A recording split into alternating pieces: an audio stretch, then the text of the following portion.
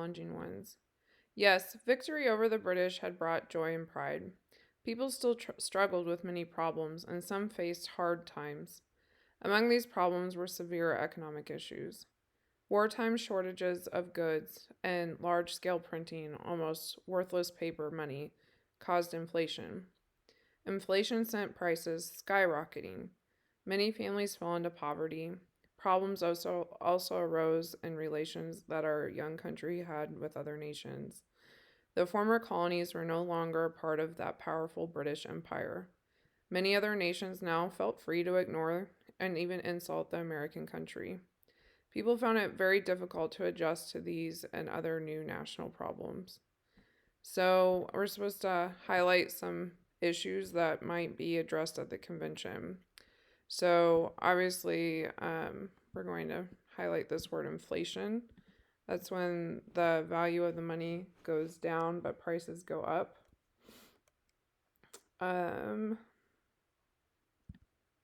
Probably this, like how to get people to take us seriously, you know?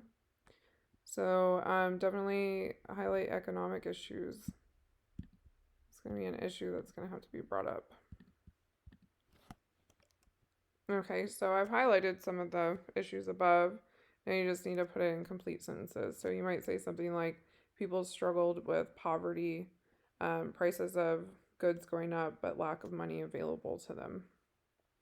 Okay. Some of the problems grew from shaky foundation and weak authority of our new national government.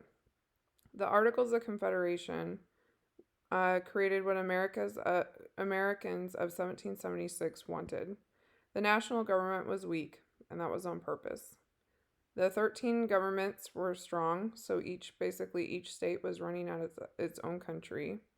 The Americans wanted independence from Great Britain's monarchy, so a limited government and the Articles of Confederation seemed best. But now that the Americans were free from British rule, they began to wonder if this balance was wrong. Without a stronger national government, America would command little respect from the world's nations.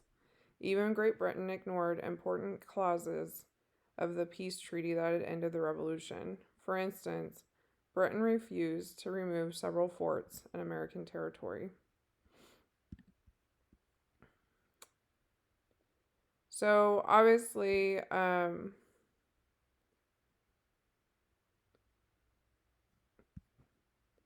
going to have to discuss the balance of power because they wanted a limited government, but they probably made it too small, like too limited. So they thought, make each state its own country and let's see how it goes. And it went really bad.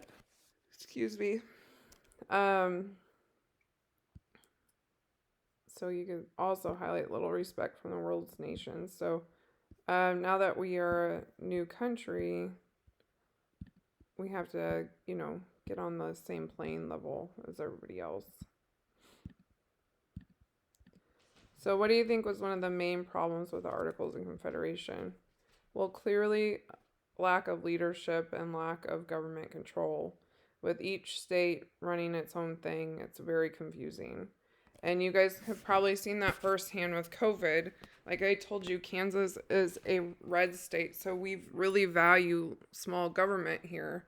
Well, the problem is like each city and town are doing something different with COVID, so the rules are very confusing. And so that causes people not to follow the rules. So you can see that firsthand. Okay. Many Americans worried that states might not stay.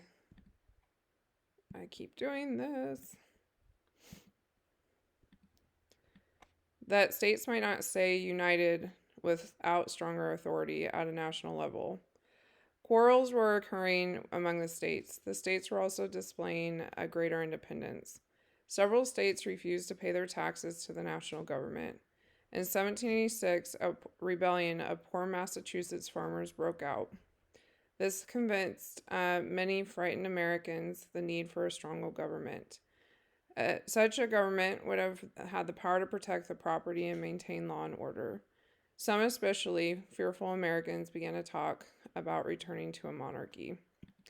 So this event is known as Shays Rebellion, and we'll talk about it next week. And this is really kind of like the last event that sparks the revolution. So clearly, they're going to have to figure out how all 13 states can get along. Right now, we're trying to figure out how an entire nation can get along. They're going to have to address the taxes. They're going to need to start paying a national government. Definitely going to have to talk about a stronger national government. And finally, they're going to have to discuss issues like law and order. How many laws, how much order, that kind of thing. Explain why some Americans were considering that a monarchy would be a good thing to return to. I mean, there was just so much chaos at the time. So there was way too much chaos going on. Everything was up in the air. People were poor. They didn't have jobs. And they're like, why did we do this? Why did we have the revolution? Life was better before. And sometimes growing pains happen. This was a situation in 1787.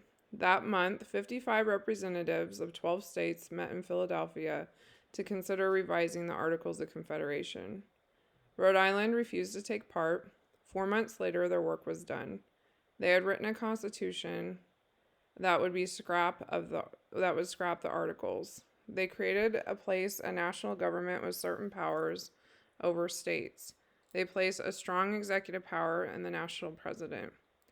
And the delegates approved the Constitution. They sent copies to newspapers, and the state governments asked each one to hold a special convention. The delegates to these meetings would vote and approve or reject the new Constitution.